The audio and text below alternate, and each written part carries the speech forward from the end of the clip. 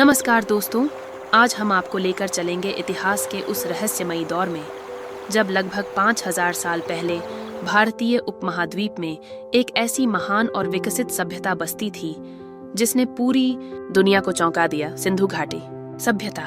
आज हम जानेंगे ये सभ्यता कब और कैसे विकसित हुई, इसके प्रमुख नगर जैसे हड़प्पा और मोहनजोदड़ो कैसे थे, इनकी अद्भुत नगर व्यवस्था, व्यापार, धर्म और आखिरकार इसके पतन के पीछे क्या कारण थे।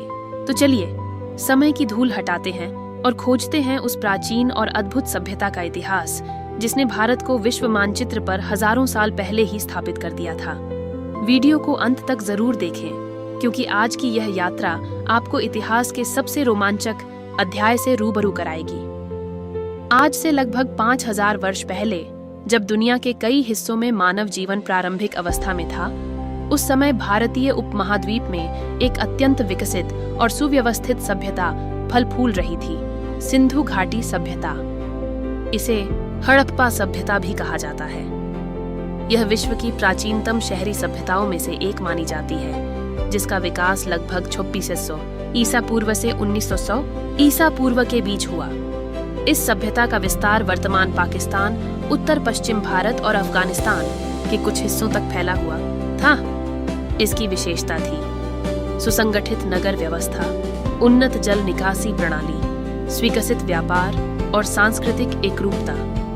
खोज और उत्खनन। सिंधु घाटी सभ्यता की खोज 1920 के दशक में हुई। सबसे पहले 1921 में हड़प्पा की खुदाई दयाराम साहनी ने की। इसके बाद 1922 में मोहनजोदड़ो की खोज राखालदास बनर्जी ने की। इस खोज ने भारतीय इतिहास की धारा ही बदल दी।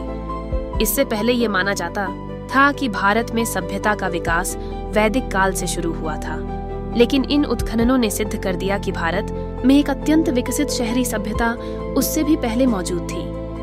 पुरातत्वविदों को यहाँ से पक्की ईंटों के मकान, सुव्यवस्थित सड़कें, जल निकासी की नालियां, अनाज भंडार, मोहरें, आभूषण और मिट्टी के बर्तन मिले। ये सभी वस्तुएं इस सभ्यता की उच्च तकनीकी और सामाजिक व्यवस्था का प्रमाण देती हैं। प्रमुख स्थल 1, हड़प्पा पंजाब, पाकिस्तान में स्थित हड़प्पा इस सभ्यता का पहला खोजा गया नगर था। यहाँ से विशाल अनाज भंडार, पक्की ईंटों के मकान और मोहरें प्राप्त हुई। हड़प्पा एक सुव्यवस्थित नगर था जहाँ सड़कें सीधी और चौड़ी थीं। 2, मोहनजोदड़ो। सिंध प्रांत में स्थित मोहनजोदड़ो का अर्थ है मृतकों का टीला। यहाँ का सबसे प्रसिद्ध अवशेष है महान स्नानागार, ग्रेट बाथ। ये एक विशाल जलाशय था जो धार्मिक अनुष्ठानों के लिए उपयोग किया जाता था। यहाँ की जल निकासी प्रणाली अत्यंत उन्नत थी। 3, लोथल। लोथल गुजरात में स्थित यह स्थल समुद्री व्यापार का प्रमुख केंद्र था। यहाँ से एक विशाल गोदी डॉकयार्ड मिली है, जिससे पता चलता है कि सिंधु सभ्यता के लोग समुद्री व्यापार में भी निपुण थे। 4, कालीबंगन। कालीबंगन राजस्थान में स्थित इस स्थल से अग्निकुंड और खेतों के अवशेष मिले हैं। यहाँ हल से जोते गए खेतों के प्रमाण भी प्राप्त हुए हैं जो कृषि तकनीक की उन्नति को दर्शाते हैं। नगर व्यवस्था। सिंधु घाटी सभ्यता की सबसे बड़ी विशेषता इसकी नगर योजना थी। यहाँ के नगर ग्रिड प्रणाली, ग्रिड पैटर्न पर आधारित थे। सड़कें एक दूसरे को समकोण पर काटती थीं। घर पक्की ईंटों से बने होते थे। अधिकांश मकानों में स्नान घर और कुएं होते थे। प्रत्येक घर की नाली मुख्य नाली से जुड़ी होती थी जो शहर के बाहर जाती थी। ये जल निकासी प्रणाली आज के आधुनिक नगरों से भी अधिक व्यवस्थित मानी जाती है। नगर 2 भागों में विभाजित होते थे। ऊपरी भाग दुर्ग क्षेत्र, यहाँ प्रशासनिक और धार्मिक भवन होते थे। निचला भाग जहाँ सामान्य लोग निवास करते थे। यह व्यवस्था दर्शाती है कि समाज संगठित और अनुशासित था। अर्थव्यवस्था। सिंधु घाटी सभ्यता की अर्थव्यवस्था कृषि, पशुपालन और व्यापार पर आधारित थी।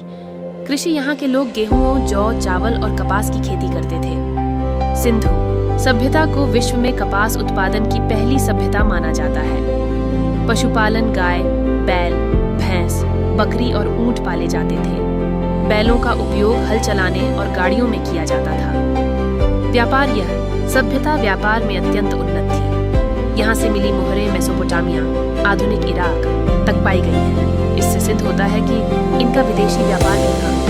लूथल का गोदी स्थल प्रमाणित करता है कि समुद्री मार्ग से व्यापार किया जाता था। तांबा, कांसा, सोना और चांदी का उपयोग आभूषण और औजार बनाने में किया जाता था। धर्म और आस्था सिंधु घाटी सभ्यता के धर्म के बारे में स्पष्ट जानकारी नहीं है, क्योंकि उनकी लिपि अभी तक पढ़ी नहीं जा सकी है। फिर भी कुछ पुरातात्विक प्रमाणों के आधार पर अनुमान लगाए गए हैं। मातृदेवी की पूजा, मिट्टी की बनी स्त्री मूर्तियां मिली हैं, जिन्हें मातृदेवी माना जाता है। पशुपति मुहर, एक मुहर पर योग मुद्रा में बैठे 3 मुख वाले देवता का चित्र है, जिसे कुछ विद्वान भगवान शिव का प्रारंभिक रूप मानते हैं। वृक्ष और पशु पूजा, पीपल के वृक्ष और बैल की पूजा के प्रमाण मिले हैं। महान स्नानागार, इससे अनुमान है कि जल शुद्धि का धार्मिक महत्व था। लिपि और कला सिंधु सभ्यता की अपनी लिपि थी, जिसे अभी तक पढ़ा नहीं जा सका है। यह लिपि मुख्यतः मुहरों पर पाई गई है। कला के क्षेत्र में ये लोग अत्यंत कुशल थे। कांसे की नृत्य करती हुई लड़की की मूर्ति और दाढ़ी वाले पुरुष की प्रतिमा उनकी कलात्मक उत्कृष्टता का उदाहरण है। मिट्टी के बर्तन, आभूषण और मोहरे उनकी शिल्प कला को दर्शाते हैं। पतन के कारण लगभग 1900 ईसा पूर्व के बाद यह सभ्यता धीरे धीरे समाप्त होने लगी। इसके पतन के कारणों पर विद्वानों में मतभेद है। प्राकृतिक आपदाएं, भूकंप और बाढ़ के प्रमाण मिले हैं। नदी का मार्ग बदलना, घग्घर हकराव, संभवतः सरस्वती नदी के सूख जाने से कृषि प्रभावित हुई। जलवायु परिवर्तन, सूखा और वर्षा में कमी, विदेशी आक्रमण सिद्धांत पहले आर्यों के आक्रमण को कारण माना गया, लेकिन अब यह सिद्धांत कमजोर माना जाता है। संभवतः इन सभी कारणों ने मिलकर इस महान सभ्यता को कमजोर कर दिया। निष्कर्ष, सिंधु घाटी सभ्यता भारतीय इतिहास का गौरवपूर्ण अध्याय है। यह सभ्यता हमें सिखाती है कि हजारों वर्ष पहले भी मानव समाज संगठित, तकनीकी रूप से उन्नत और सांस्कृतिक रूप से समृद्ध था।